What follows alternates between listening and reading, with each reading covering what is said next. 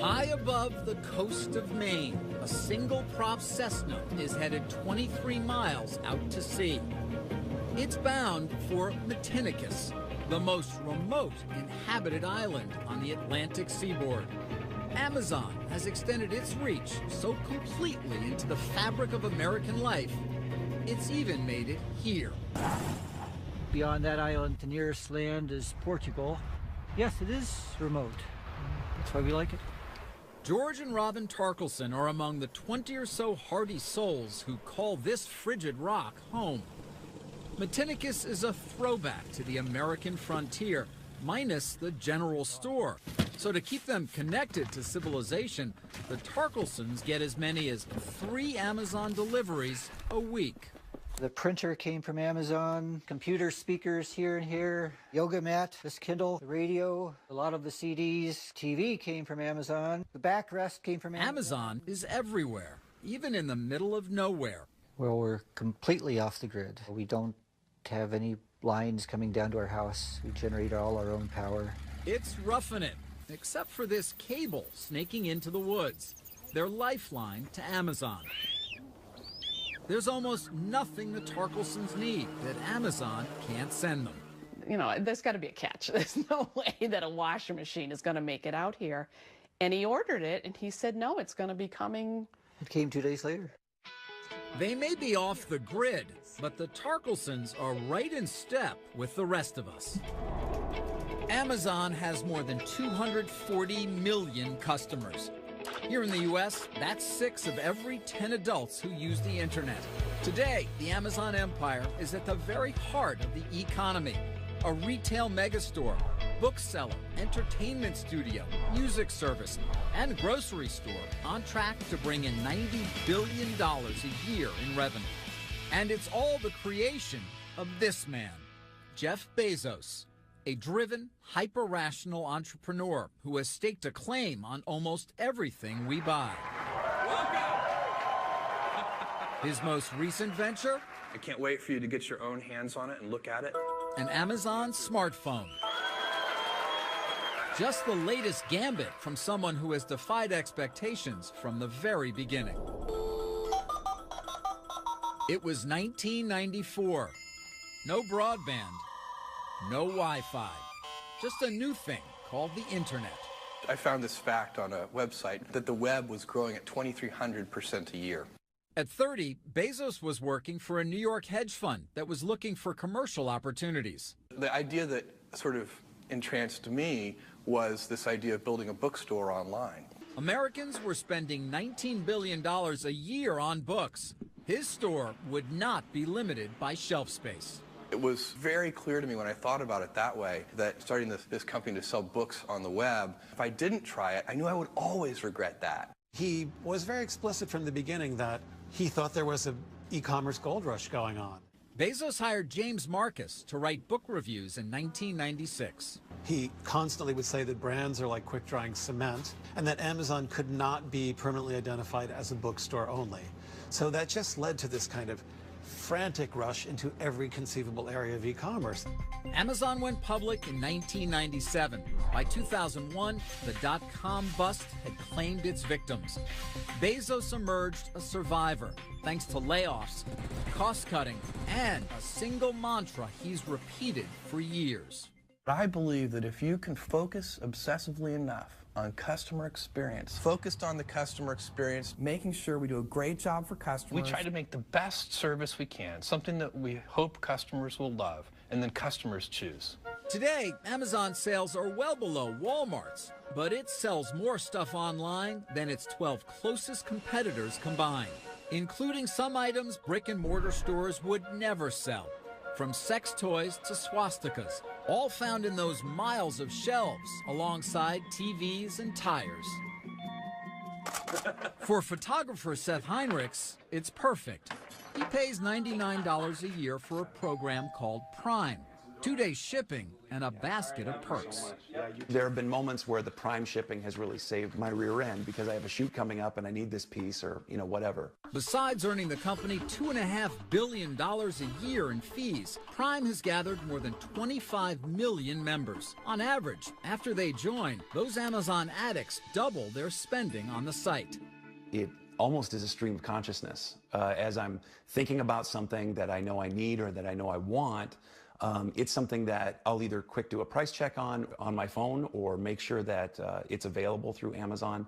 That convenience is not just by design, but a cunning strategy. What's your sense of Prime as a tool and what it's meant to Amazon? You're charging consumers to participate in your loyalty program so you can sell more to them. That is amazing. David Selinger is a former Amazon manager who was hired to maximize profits by dissecting customer behavior.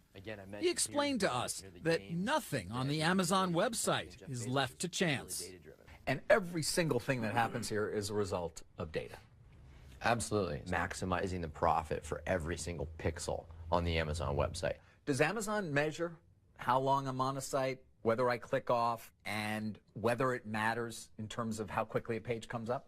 Absolutely. So when I was at Amazon, we looked at millions of different sessions, millions and millions of different consumers. And when they were shopping, if the website was 1/10 of a second slower, we lost 1% of the revenue. 1% of the revenue. Even taking 1/10 of a second longer to render the page could cost Amazon as much as 1% of their total sales. And so we analyzed that very, very deeply.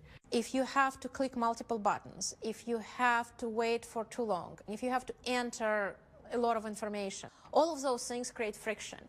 And friction exponentially kills the joy of shopping.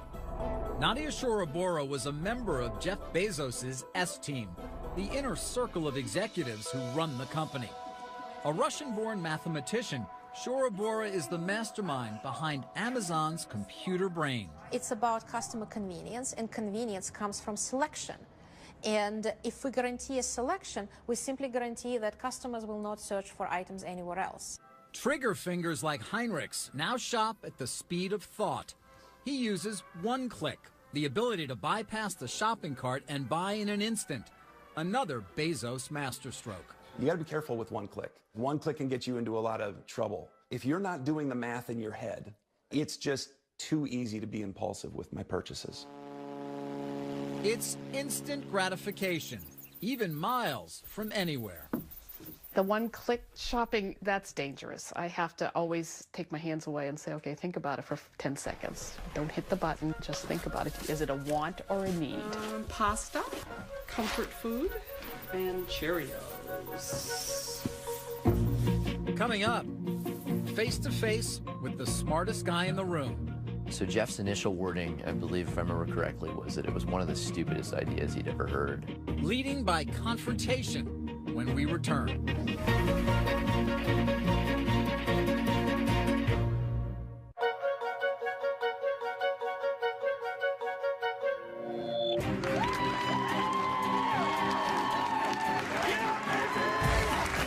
Behind one of the most ambitious companies in the world is a man who is at once famous, but not well known. Amazon founder Jeff Bezos can seem more like the guy next door than one of the wealthiest men in the world. There's the casual demeanor, the goofy personality, and that laugh that even he admits is unmistakable. I can't help but laugh. There was a time when my brother and sister would not go see a movie with me. It was too embarrassing. So I'm long used to this kind of abuse. Hey, Carl. Good. How's it going? But don't be fooled. Beneath the disarming exterior is one of the most cerebral, determined, and calculating business leaders ever. Bezos is a uniquely driven individual who's changed the world, and we need to know where he came from and what makes him tick. Author Brad Stone spent years studying Bezos for his book, The Everything Store. What's he like in the workplace? Well, first I'll say that public Jeff Bezos is a lot different than the Bezos that the world doesn't see. And of course, that's not surprising. But, you know, Jeff talking to the press or speaking in public is, as with all things, very strategic. We wanted to speak with Jeff Bezos for this documentary, but both he and Amazon declined any participation in our story. In some cases, Amazon also instructed its business associates not to speak with us. But many former company executives did talk. It's those conversations, as well as past interviews with Bezos, that help paint the picture. Do you recall your first conversation with Bezos? I very markedly remember my first conversation with Jeff Bezos. There are very few people that have met Jeff that don't remember their first conversation with him. David Selinger joined Amazon as a data mining expert in 2003 and today runs his own research firm. I felt somewhat intellectually intimidated by him, to be honest with you. He was just so smart and so driven and so confident in himself that sometimes it felt like I was getting squished out of the room. One of Selinger's proposals was to sell advertising on the Amazon homepage, but Bezos wasn't buying it. Yeah, so Jeff's initial wording, I believe, if I remember correctly, was that it was one of the stupidest ideas he'd ever heard. I think he was being subtle in that. And so my team actually built a model that was able to predict how much profit we would generate from it and whether it would affect consumers negatively. So he takes a look at it, and then he's perhaps more of a believer, or at least willing to take a shot. What I really respect about Jeff in that moment, this is probably the seminal moment in my career, to be totally frank with you. The seminal moment in your career? Absolutely. Why? Because you're sitting across from a billionaire, and the billionaire tells you that he thinks your idea is stupid, but he's still willing to do it. How often have we had a chance to do that any time in our lives? To turn and sway the tide of somebody smarter, more experienced, and certainly more powerful than we are. On an overcast Seattle afternoon, we spoke with two former Amazon executives. So this was about 2000 is when we actually moved into this building. Okay. John Rossman and Randy Miller. Jeff Bezos a tough guy to work for? He has a low tolerance for thinking small, acting small, or not being extremely sharp. Or rationalizing. If you start giving rationalizations and excuses, or pointing the other direction, he'll slice you to shreds. He's got a very effective, sarcastic bent to him. Both Rossman and Miller say Bezos not only invited confrontation, he demanded it, and woe to anyone who didn't measure up. Yeah, I've seen people sitting there. I remember one person said to me, "Oh my God, I was just praying that I was going to have a heart attack, so this would stop." It's that bad. That bad. I mean, it was just one of those meetings where they had not been prepared. And I can remember one point he said, "I don't know if this is sheer stupidity or gross incompetence," and kind of one of those. Or both, right? Or both, right. Yeah. If your math doesn't add up, if your logic isn't right, if you haven't thought it quite through, if he thinks of questions that you haven't considered, then he could be tough. In his book, Brad Stone describes a gifted student who grew up in Texas and Florida, raised by his mother and adoptive father. Stone also made an extraordinary discovery, locating someone Bezos hadn't seen in 45 years. His biological father, a man named Ted Jorgensen. I tracked him down to a bike shop outside of Phoenix, and I went and paid him a visit. To my surprise, he did not know what had happened to his son. And so it was pretty surreal having to explain to this very nice, sweet gentleman that his son, that he hadn't seen in 45 years, was one of the wealthiest men in the world. Yes, Jeff Bezos turned out all right. I liked him personally. He seemed like a guy with a cheerful demeanor and a good sense of humor. In 1994, Shel Kappan was the very first person Jeff Bezos hired. Kappan wrote much of Amazon's early software. He left the company, a wealthy man, in 1999. He believes his former boss will only increase his footprint. He's very persistent. He's very stubborn. He likes to think big. He likes to think long term and is willing to bet everything on that. We decided to go big. Today, Jeff Bezos has gone very big. He's worth some $30 billion, money he's used to fund a broad, even eccentric array of interests, from his own space exploration company to buying the Washington Post. And at age 50, the married father of 4 shows no signs of slowing down. You started this company with Jeff Bezos almost 20 years ago. Mm-hmm. When you think about its future, what do you think Amazon does from here? They're not going to stop until and unless some other force in the universe stops them. Global domination? Pretty much. Coming up, millions of packages, thousands of workers. Would you walk 15 miles a day in their shoes? It's really hard work, and people don't really understand how hard it is on you. The pickers, the packers, and the protests. Next.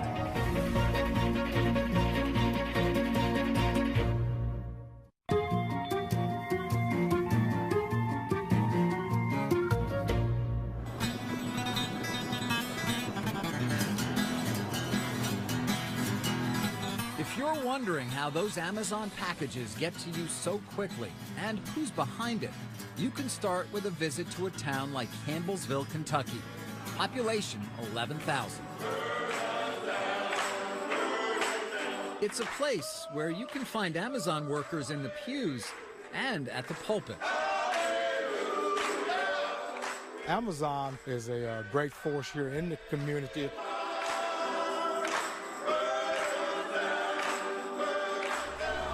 In an area desperate for good jobs, Pam Wethington's family is just one of many who have turned to Amazon. At one time, I had a daughter-in-law, 2 daughters, 2 brothers, and a sister that worked there. We all worked in the same plant. You want a hamburger? Like many in the post-recession economy, Dana Wethington says $12.50 an hour is a godsend. When I first started working at Amazon, I had a 6-month-old, I guess. It gave me insurance for him, put food on the table for him. Amazon is a good job. And it's a job performed so seamlessly, customers give it little thought. But each time someone clicks to buy, a powerful apparatus is set in motion. Amazon's fulfillment center looks chaotic and it looks random, but it's actually highly orchestrated. Author and journalist Brad Stone has covered Amazon for 15 years. The conductor of the symphony is software in the cloud that's basically optimized the whole system to be as productive as possible. Across a space as vast as 20 football fields, workers manage the widest variety of inventory on the planet and move tens of millions of products at lightning speed. There is a promise of speed, which is completely sacred.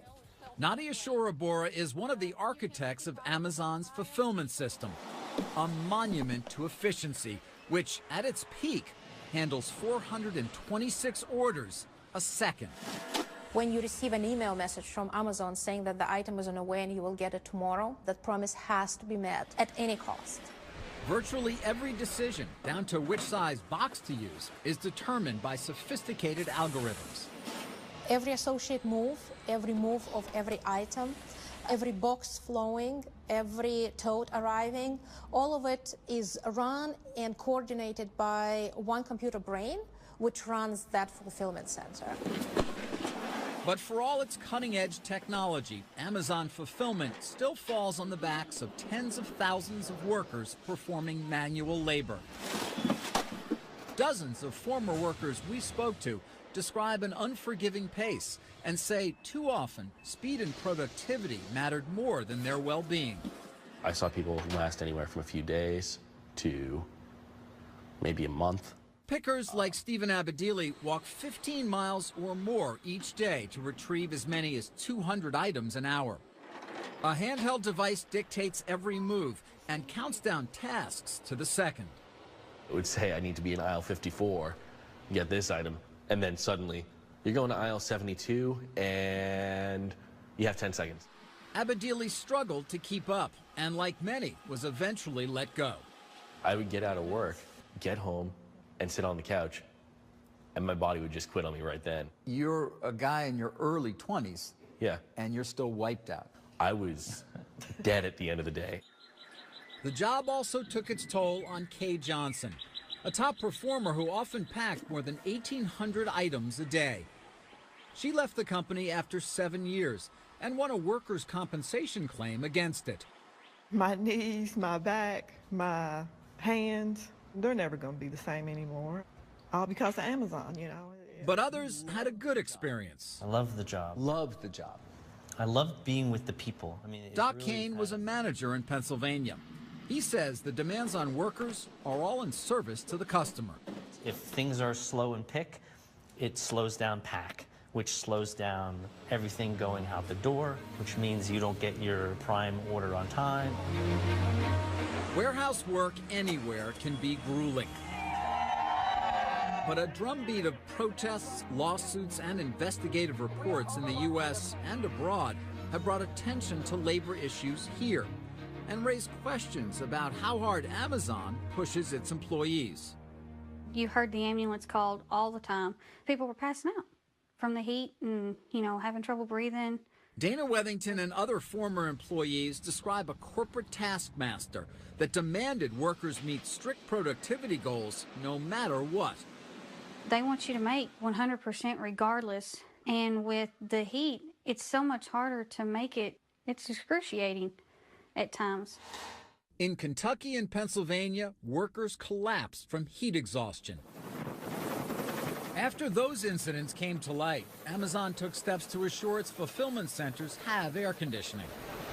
But we also heard claims from workers of mandatory overtime, breaks that were hardly breaks, and an obsessive scrutiny of every move. I feel like Amazon was a prison. Andrea Burris has worked other factory jobs. She says Amazon was different. You had a set time you could go to the bathroom. If you wasn't out of the bathroom within that time period, then they were looking for you. You could not stop if you were getting sick. You could not stop to get a drink of water without them questioning where you're at. We asked Amazon about conditions in its fulfillment centers. Company officials wouldn't speak to us on camera, but in a statement pointed to Amazon's strong safety record compared to others in its industry. They did not address claims of unrealistic performance demands. The number of items they pick per hour, the number of steps they take, it's measured. And when they're not as productive as their colleagues, they're put on alert. There's a line of other people in a lot of these communities waiting to take jobs. They're almost like robots, except they're obviously human beings. They're doing work that robots can't do. If they could, Amazon would probably eagerly replace their physical labor in their fulfillment centers with robots. The machine that Bezos has built is astonishing, delivering goods at a scale and speed never before seen in online commerce. Amazon has completely redefined convenience. But at what price? I used to buy items from Amazon before I worked there. I quit buying items from Amazon, and to this day, I have yet to buy anything because I know how hard and strenuous it is on your body to actually be able to get a package to you. Coming up, this paintball business partnered with Amazon. Amazon has a huge amount of traffic. That's very valuable. They have a huge brand. But then their partner became their rival. I wish they didn't compete with me. Friendly fire when we return.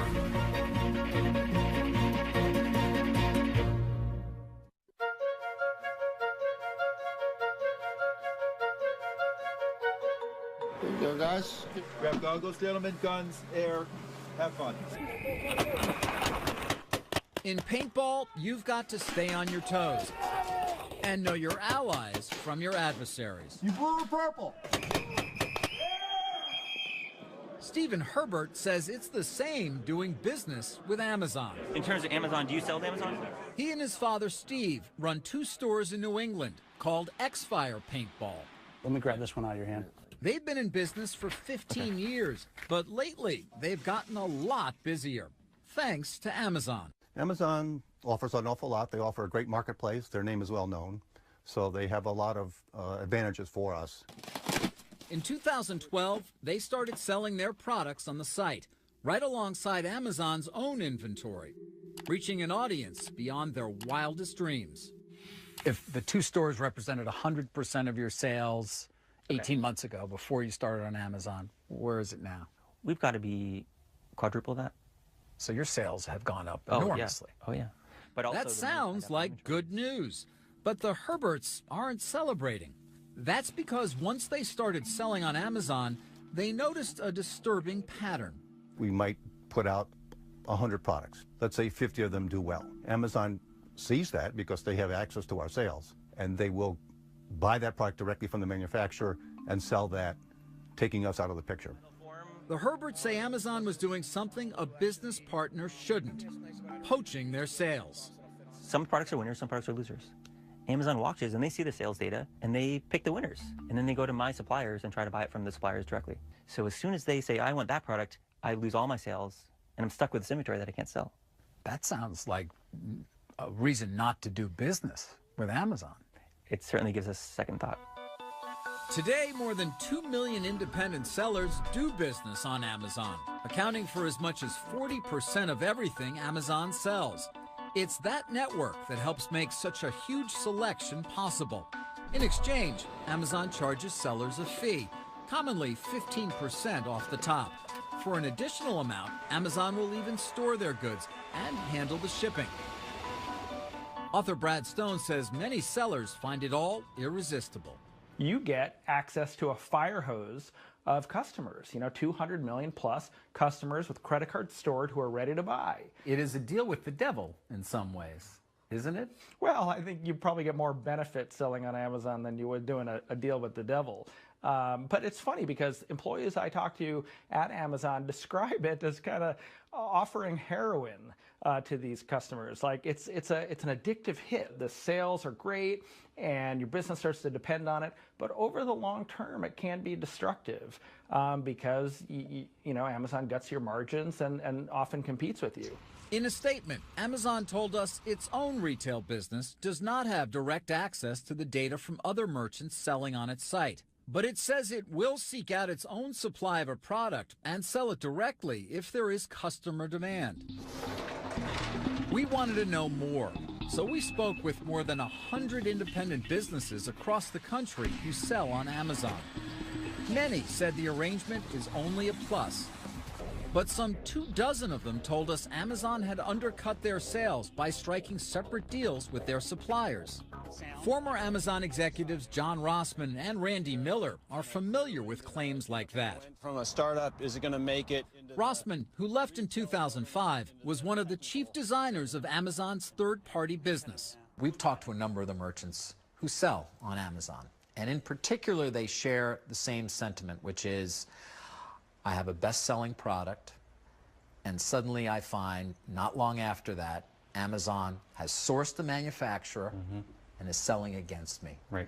And they don't understand why Amazon's doing that. Yeah, I mean, that is the playbook. What do you mean when you say the playbook?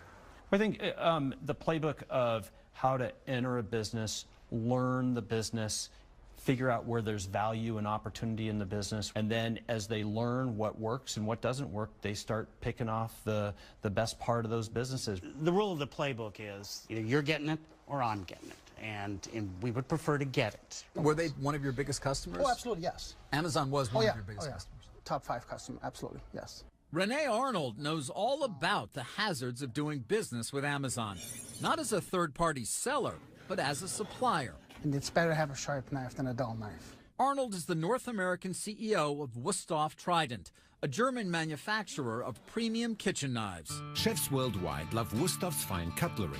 In 2002, Wusthof decided to sell inventory to Amazon just as it would to any retailer. It's amazing. They were really just buying, and we were shipping. I mean, that's all you want.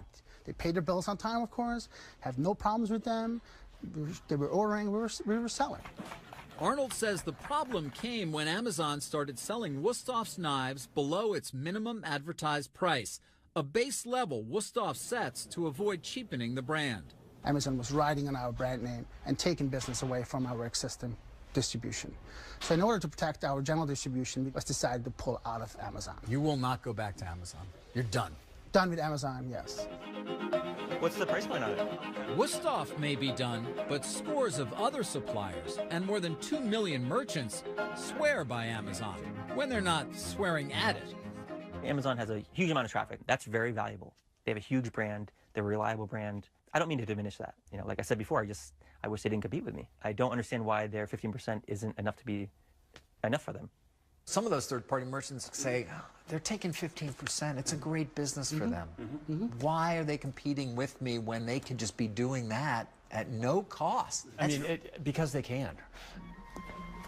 Because that's their nature. That's their nature, right. Coming up, this battle is one for the books. Do you worry at all about retribution from Amazon for speaking out against them? Sure. Yeah, I do. The plot thickens when we return.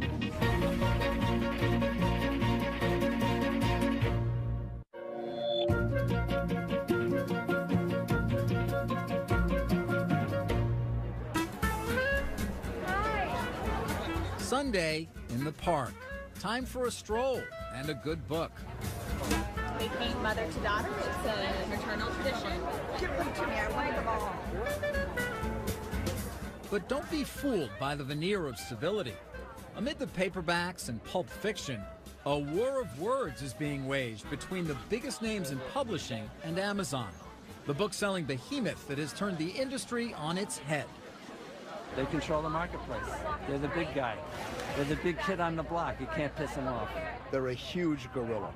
For publishers Dennis Johnson and David Gadeen, book fairs like this one are a battleground. We have people who come here with their cell phones and they'll scan the barcode of the book and they'll compare the price I'm charging to what they could get it for at Amazon, and they'll walk away. Amazon accounts for a third of both Gadeen and Johnson's sales. When you get together with other publishers, do you guys talk a lot about dealing with Amazon? Is that a subject? We do. At his Melville House imprint in Brooklyn, Johnson told us what happened when he crossed the online giant.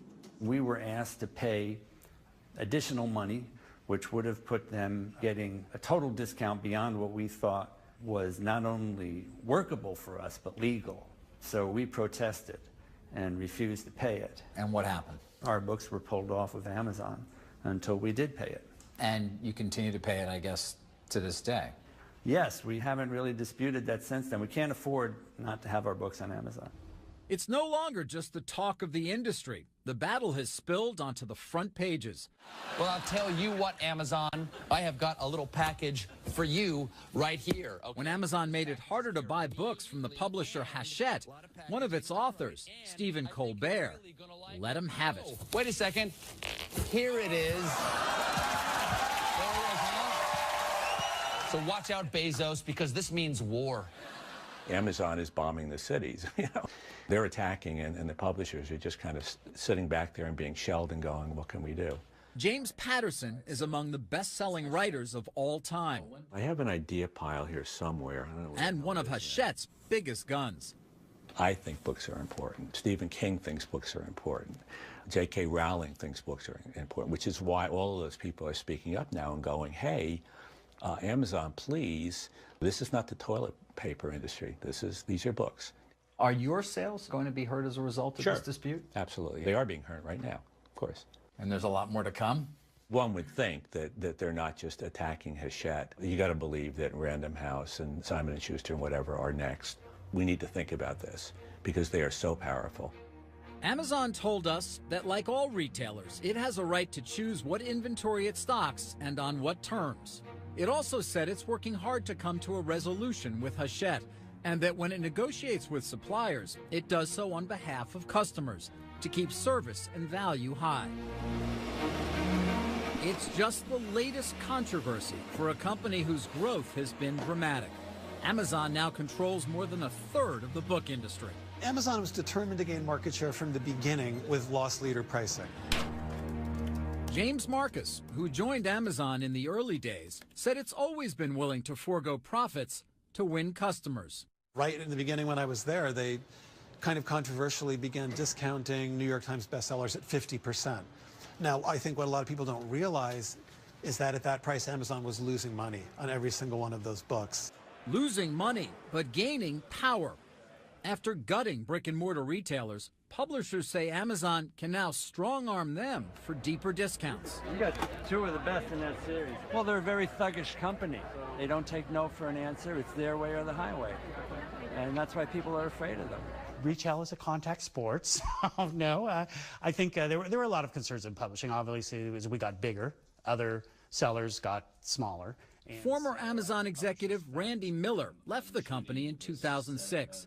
He acknowledges that Amazon bullied publishers and makes no apologies. Well, the power went to Amazon, didn't it, to a certain extent? Yes, it did. And Amazon always seems to press its advantage. Yeah, well, that's the handbook. It's rule number 2, I think. Press your advantage. And he did. When publishers balked at giving Amazon ever deeper discounts, Miller buried their titles on the website, ensuring their sales and ranking would plummet. It was called pay to play. Obviously, legal after a while said, that name's not very good. Let's call it vendor realignment. Another Amazon program invoked the law of the jungle. Miller says it was called Cheetah. Jeff's story was, cheetahs never go after the strongest person in the herd. They look for the weakest one in the herd, and that's who they go for. So if you're really going to take vendor realignment to its next level, target the weakest first, because they're going to probably fold more quickly. Although it doesn't seem a particularly great way to term things. No, but honest. You can visualize it. You can visualize it, right? You can see it, without a doubt. I know it's Wild Kingdom in your head, right? You can see the cheetah running right after the poor publisher. But what's bad for publishers can be good for readers. A huge assortment at your fingertips. Got the Kindle store, millions of books to choose from, by far the largest ebook store in the world. As the book wars rage on, Amazon's supremacy has propelled the company into the business of devices. First, the Kindle e-reader, then the Kindle Fire tablet, and now the Amazon phone. I think you'll be unsurprised to learn that we lavished attention on this phone for reading. Today, Amazon customers feast on not just ebooks, but movies, music, and games. Born a bookseller, Amazon is now competing with tech giants like Apple and Google to create and distribute a world of content. All part of the infinite marketplace Bezos imagined years ago. He never thought, I'm going to just have the greatest bookstore on earth. It was cunningly chosen as a point of entry. He always envisioned this sort of planetary commercial empire, and that is what he has. Coming up, sales growing by the billions. So where are the profits? In fact, it is probably one of the least profitable retailers in the world. Waiting for Amazon's payoff when we return.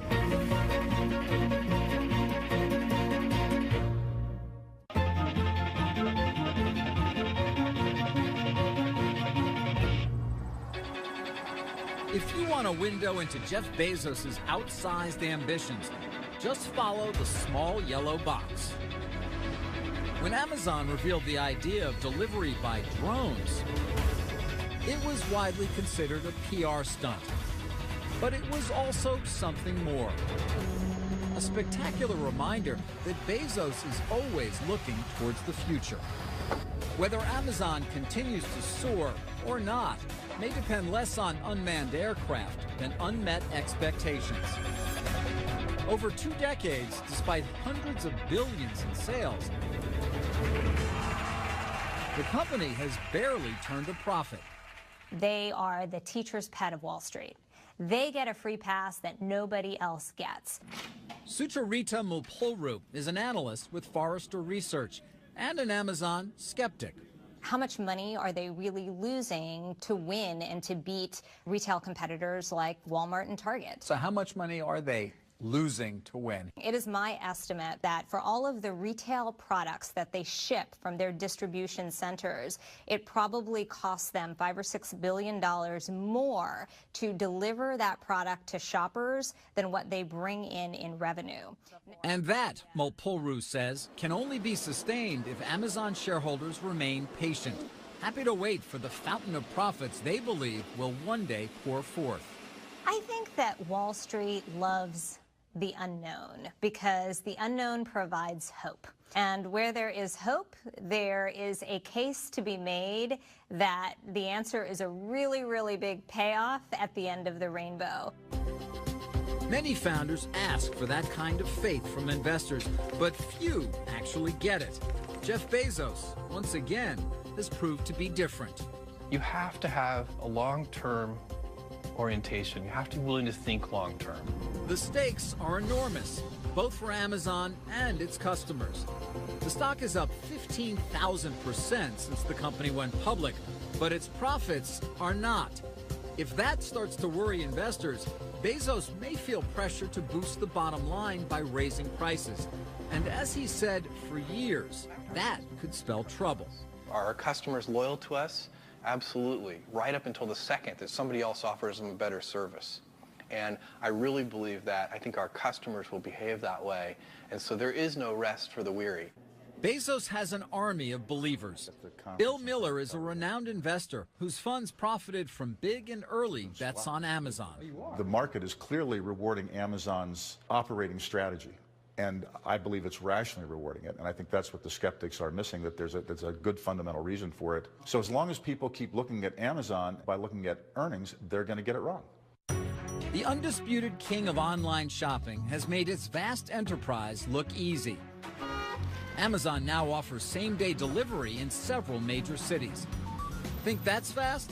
Nadia Shorabura says, just wait. I think the true vision is 1 hour. 1 hour? 1 hour. That's not possible. We are going what are you going to do, drop it from a chute somewhere? I mean, we're going to have the same interview and the same conversation in 5 years, and we're going to see what happens. Whether that happens by drone or some other mind-boggling means, the point is clear. Bezos refuses to think small. You need to be able to invent. That means you need time, because invention implies trial and error, it implies failure, it implies experiments. Firefly recognizes 100 million different items. Amazon's new phone is further proof that Bezos is unafraid to challenge anyone.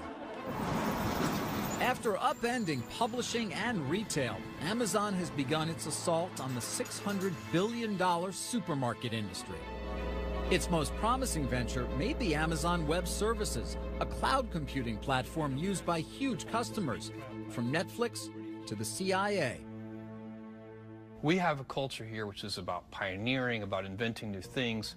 We like to focus on the customer. We wake up in the morning in the shower thinking, how are we going to get customers to say, wow? I happen to believe that this is a great business strategy. Amazon is looking to the future with plans for a massive new headquarters in Seattle.